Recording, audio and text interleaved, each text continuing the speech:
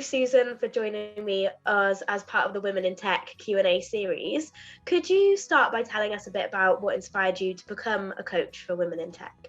Well, when I started to be a coach, it wasn't known well by people. So it wasn't that I knew about coaching or saw a great coach or something. Basically, it was the year 1999. And I had finished up a long contract with a publishing company and was looking around for something to do. I had broken my ankle, and my trainer, person who came to help me rehabilitate, said to me one day, "There's this thing called coaching that you'd be great at." And I said, "Well, what is it?" And she said, "Well, people in Silicon Valley hire these younger people to program and so on, and they're not really socially polished. So they hire coaches to help teach these people how to be more sociable." And I thought, gee, that's really interesting, because I had lived in Silicon Valley, I'd been in tech publishing, and I was interested in it. So I went online and started doing research. And at the time, there were 10 schools, coaching schools. Now there's hundreds and hundreds. And I looked at each one and talked with people at the companies, and even had sample coaching sessions with different people who'd been schooled in different ways. And I found this program. And it was an 18-month extensive program, and it was fabulous. And it seemed like it's about transformation and supporting people. And I had gone through quite a bit of transformation at that point in my life, and was quite happy. And I started to realize that I could be a coach in a way to facilitate people's personal growth and transformation. And I had been a professor at a university where, it's my opinion, education's the best way in many ways to help transform people. And to see students transform in the classroom, I taught speaking a lot. And, when they have to get up in front of the classroom, confidence, fear, all those things kick into gear. And so I was really working with people to help them build confidence speaking. So it really was a theme in my life. And that's how I became inspired to become a coach.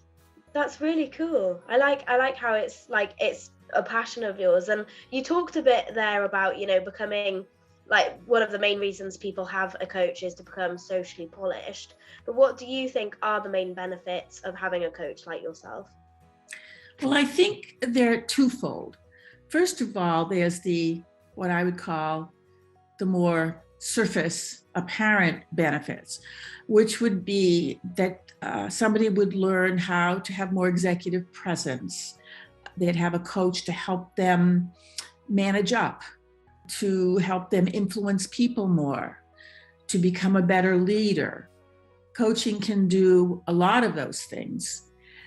The benefit, in my opinion, that is ultimately there, and that allows you to do these other things like learn how to have more influence, is that this is a place to go with somebody who has no judgment, who's there for you only, who has no agenda. It's a safe place. I'm not your mother or your father or your boss or your children or all these other people who make demands on you. It's a really safe place to go and say anything you want and have no repercussions. And a coach is a really good coach, and you trust that coach. The more you say, the better. And the coach can then reflect on it or help you understand some of the things that have been going around in your mind that you haven't been able to resolve on your own. What would you say is the nature of a relationship when someone approaches a coach? Is it more career focused, or can it be more emotionally about transforming yourself as a person, or do they link together? Well, they do link together. People often go to a coach because they're stuck in their lives or because they have some challenge that they're not able to achieve in business. And also, what I find a lot with my clients is that they want to maximize their potential. They want to be the best they can be. And so, if there's a coach there who can help them in some way, they want to explore that potential. However, people usually come with specific issues. And as far as the emotional part, what happens, the way I coach is I coach what I call from the inside out. So let me give you an example. If someone comes to me and says, I've been told I need to be a better leader, I'm not going to say, well, here are some books to read, or all leaders have vision, or things like that. I'm going to go inside the person and say, what does it mean to you to be a good leader? How do you define your style of leadership? Or how would you like to have a style of leadership? And I'll go even deeper by finding out what the person values. So I had a client, and she was very committed to helping people grow and develop in their jobs. The obvious question for me was, so how can you take this value that you have and apply it to your leadership style? Now, obviously, she may have done that with some people to help them grow and develop. But what it did is it opened up a whole possibility for her of taking this to a deeper level so that she could try in every way, on every occasion, to develop her people with answers she gave them or assignments she gave them so that her leadership was helping them to grow. People come often with a thing to be fixed, and what they start to find out is more who they are. Because we start by looking at who the person is. We're human beings, not human doings. So the first thing we do is look inside at values and what's important and things that obstruct, things that excite people about their lives. And we explore all of those things so that we'll eventually come up with a list of values at the time, because values can change, that people have, and see how much in their values they are. Like if someone says, I want to help transform people, I might say, well, on a scale of 1 to 10, where are you? Well, in your life, in your practicing of this, I'm a 5. Okay, so what one thing this week could you do to get you to a 6? Now that they understand that these are the things they care about the most, it's pulling it out, and then it's the human doing, where you start to see who you are and how you want to express that. And the thing that's so great about that in the way that I work with people is they start to discover more about themselves. It helps build confidence, and it also is authentic. So when they're talking to people and it's really coming from inside of them, the authenticity shows, and people can feel it. And also, because it comes from inside of them, it's sustainable. It's not like they went to a training and they learned the 7 things they need to do to be a good leader, and maybe 1 or 2 of them speak to the person, or the notes that they take are just never looked at again. If it's coming from, and we all have had that happen, believe me, if it comes from the inside, it's much more likely to happen and be easy to do. And then it ultimately builds trust, and trust in that people trust them when they're managing them or being managed by them. And then this, of course, leads ultimately to success and happiness and developing brand and things like that can support them in their career, but also in their life. That's amazing. You talked a bit there about personal brands, and I just wanted to ask, you know, obviously talking about women in tech, one of the main ways to encourage more women into the industry is to increase the representation of women in tech. So how can those looking to become role models really like utilize and enhance their personal brand? Well, I think it sort of overlaps with the previous question because your brand should be who you are ultimately. And so if you want your brand to be reflective of who you truly are, then you can look at your values. Obvious things to think about is that you maintain quality, that you're thoughtful, that you always support the things you're talking about. So the brand, in effect, the best brand is something like people come to you that you're the person, you're the go-to person on certain issues, that they trust you and believe you. When you talk, people listen. As a woman, I think sometimes it's more difficult because men and women think differently and perceive things differently. It's not that one is better than the other. It's just that women have, for centuries, been encouraged, let's say, to be more quiet. This is changing, especially in the recent past with the Me Too movement and other things, where women are becoming more courageous to speak out.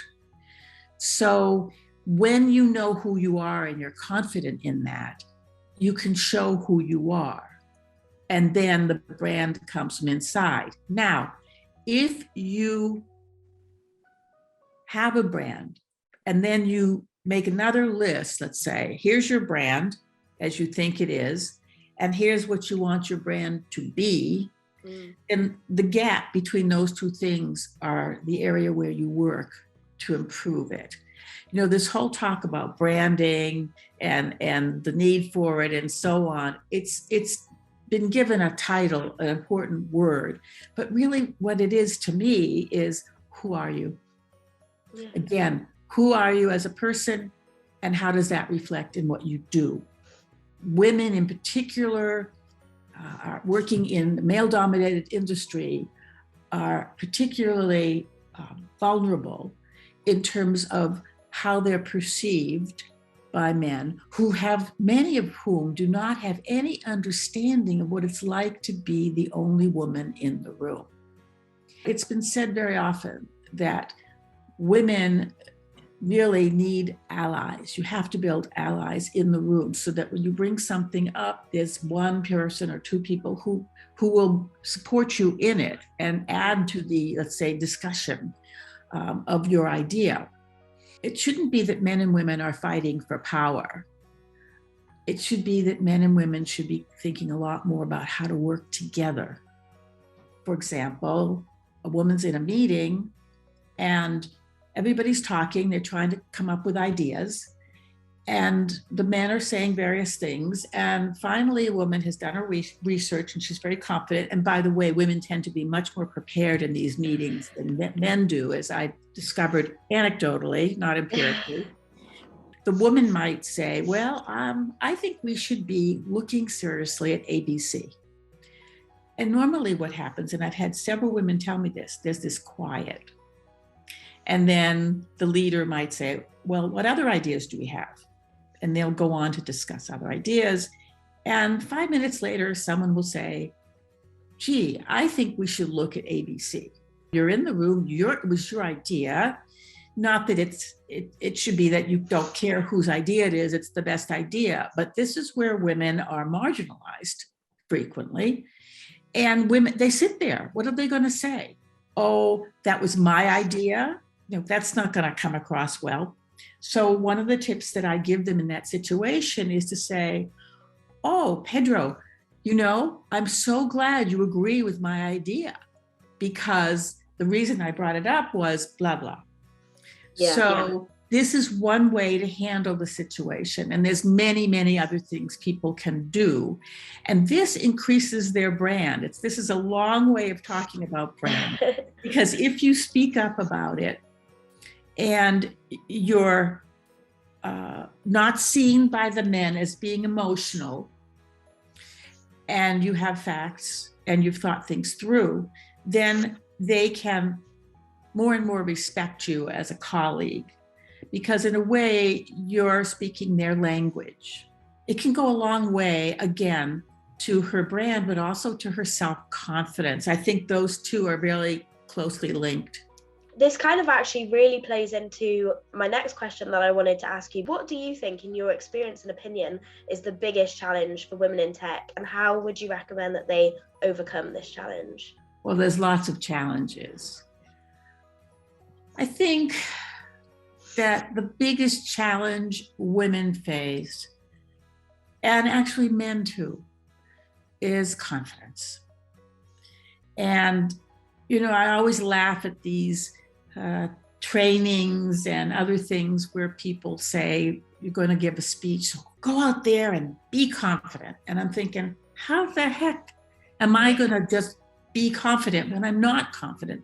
Yeah. There's a whole bunch of stuff in between to get from one place to the other. And if you have confidence in yourself, and I'm not talking about overconfidence or feelings of superiority, but you really feel that it's really, some people say self-confidence. I like to say self-trust. You trust yourself to say things that will be well received, or that are based on fact, or that you strongly believe in something, and so you have confidence. That's the root of a lot of the problems that people have and the challenges that they face. Communicating with people, especially, managing up. And you have to have a certain amount of confidence for that, to speak to people at a higher level in a way that doesn't look like you're a supplicant, but it's not like you're always asking them, but that you're having a meaningful conversation. I think a lot of women and men too, I don't think it's really, in some ways, deep down inside, much different, except for the fact that men have had the power for so many centuries. So it's almost like we have this genetic role that we play. But there's also a benefit. Women can bring many more interesting things, just like people from different races and cultures can. But I think a lot of it just goes back to who you are and how you're going to approach a problem. If you have a boss, let's say, who's obstructing your career growth or isn't supporting you, what kind of confidence do you need to go to that person and work it out with them in some way? I think it really gets down to that all the time. But, other people may disagree. I just see that a lot. Do you think there's anything that, in particular, businesses and the wider community should be doing to support women in the industry? Yes, don't get me started on this, but let's do a little bit. The thing that happens that I'm seeing is that companies want diversity. They know they need it. They're told they should have it. But a lot of times people don't really want to spend much time on it. What they do is they hire the people, and then they throw them in a room, in a team, as the only woman or the only Black woman or the only, Asian woman. Even men can face this, and they're not really included. The people on the team, it's like, here you are, you have a woman, now go do women things for our company, or just do great things for our company.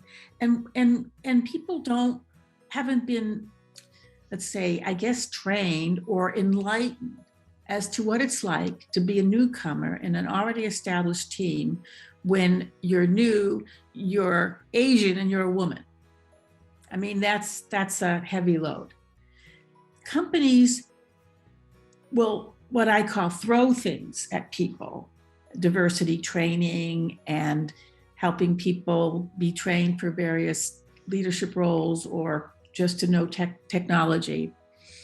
But they're not creating a larger discussion in the company of is it best for men and women to work together. They're focusing their attention on the women and what the women need to do. But it's going to possibly go nowhere if the men on the other side are also not enlightened as to what they need to do to support women and how they can be allies and how they can support them when they're ignored in a meeting by coming up and saying, I want to go back to, Georgina's point here, because it's a great idea, I think. That you're fighting a lot of things. I think with the younger people, it's changing. There's a lot more acceptance of different races, gender, and other things that people that is diversity, but where a lot of the younger people don't see it that way, which is great. You still have people at the upper levels who are in control now of many of these corporations who don't really buy in way down deep. I just think that the cultural expectations and the way that these people have been thinking, men and women both, is that it's something we have to do, but they're not really that keen on it. I mean, I know I've had clients who work in diversity, and they've just found in companies like Amazon, for example, and they just find that it's lip service and they're just tired of beating their heads against the wall. It has to be part of corporate culture. And discussions have to be had. Managers have to be sensitive to this. So that's the best thing they can do, because what it will do, what happens is women get into these roles and they end up leaving after a while, their retention. So the company got their numbers, but they then don't retain these people. Based on what you've said, obviously, you've talked about how it's, with the younger generation, it's changing how they perceive diversity and their acceptance of diversity. Do you think that going forward, should it change at the top with these people, or do you think it'll change as a result of the younger generation coming forward and obviously going into tech and then taking their values and what they believe with them? If I knew that, I'd retire. Or I'd share it with everybody and try to get the word out. I like anything else, I think it's complex, so therefore the answer is complex. In other words, it can come from the bottom. It can come from the top, even with today's leaders in their 50s, let's say. I think it's a question of finding those people who really are egalitarian and telling them what they could do to help, because a lot of them have no idea. It's left to HR. And let's face it, in most organizations, HR is considered not that, let's say, it's a necessary function, but it's not that powerful, let's say. And also HR and customer service are overwhelmingly women. And those are nurturing professions. So it's okay to raise people up from those departments or parts of an organization. It's tougher in others. But I think that it can come from all sources, including women managers who support other women. And sometimes women managers don't support other women. It's not like it's a monolithic men versus women kind of thing. It's not. It's crossovers from both sides. So I think it's just going to happen in various ways, and also various cultures. Some cultures, corporate cultures, are going to be more open to this idea than others. And it's based on the individual's values, these people's upper level people's concerns. And let's also face it, people say in the job advertising years and years ago, good communication skills are necessary. They say it, but they don't hire somebody because he has the tech knowledge or she has the tech knowledge, but she can't write, but we're still going to hire her because she's got the tech knowledge. I mean, that's what happens. They don't really, it's sort of lip service. Like, well, everybody knows you need communication skills. Well, What are they? Give me examples. Let me see some of your writing ahead of time.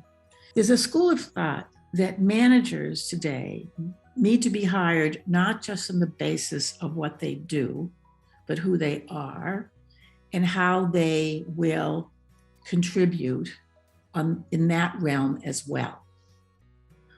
What have you shown in your resume that shows that you have embraced diversity? That then lets me know that you might be a person who's going to contribute a lot of what you want to the culture. It links back to what you said about personal brand, doesn't it? Because essentially what you're saying is they'll hire you based on your values and whether those values align to the companies and what the company would like to see, you know, from their future culture and their vision and things like that. So that's really interesting. And I think, you know, this industry in particular is very fast-paced. If you don't change your job in the tech world every 2 to 3 years, it's like you're behind. What's wrong with you that you haven't been promoted because of the growth and the change in the industry? And you're just going to be, if you're in the same job, unless that job is dramatically changed, you're not seen as growing. You know, years ago, you had to stay at least 5 years on a job. Otherwise, you look like you were jumping from job to job. I now see people who are changing even not every year, but many of them will change a year here, a year there. Certainly within a company. For example, in Microsoft, you see somebody who enters and then every year, every 18 months, they're pushed up, you know? Yeah. The stresses of this industry in particular, it's hard for people to slow down and sort of smell the coffee or smell the roses and enjoy it and look to see what these other things can contribute. And they can contribute a tremendous amount that's intangible and hard to measure in terms of productivity, loyalty, lack of turnover. And that's a secret, but it's hard. It's not concrete, like I know how to do this programming, or I understand systems analysis better than someone else. My final question then, just to kind of round it up, because obviously we've talked about, you know, how the industry we hope will change and everything, and you've touched on the biggest challenges for women in the industry, but also how men kind of face similar challenges, and it's all about getting them to work together and how your values and things make up your personal brand. But do you have, I guess, like any top tips for those who are looking to navigate a career in this industry whilst it's still, you know, quite male dominated? You know, it's different for everyone. I think being true to yourself. One of the things that I've seen with older clients, and by that I mean people in their 50s, is like they start to lose touch with who they are. They adjust so much to the company, to being in that bubble, and to doing things that they don't really want to do, but they do them because it's part of their job, or if they don't do them, they're, you know, going to have repercussions. They wake up and they realize that they've lost themselves. And it's not an easy thing to say this.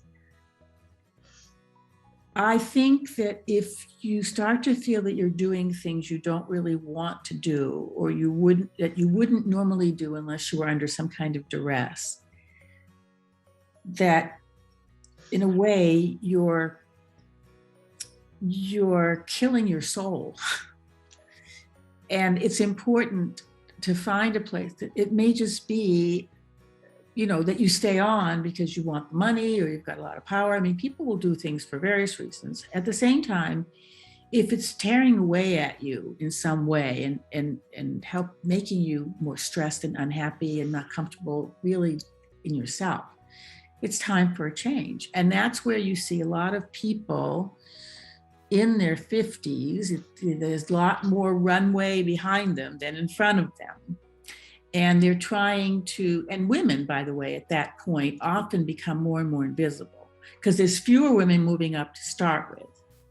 But once they get to that mid-career level, 40s, mid-40s to early 50s, many women don't go higher. And there's lots of reasons, a lot of which is that they have the same issue as men, which is only a certain number of years left in their career, and how are they going to make the most of it? And a lot of people will leave a large company and take a jump in level and go to a smaller company where they're going to be really valued, where they really can contribute, because you're coming from Microsoft or Amazon or Google and you've got all this knowledge and they really are hungry to have you come in and do it. And it completely refreshes you in your career. So being aware that if you're stuck or you're not feel like you're really living and enjoying and fulfilling, the money is tempting, I understand, but there's also jobs out there that will probably give you money and more appreciation. So keep in tune with that would be one thing. I think that's a great piece of advice and a nice way to kind of end the Q&A. So I just want to say thank you for taking the time to chat with me today, Susan. I really appreciate it. It was absolutely my pleasure. You are most welcome. And I hope that if even one thing I've said helps somebody out there, then that's that little ripple in the pond that can go out. And that's how I try to leave my mark on the world through other people.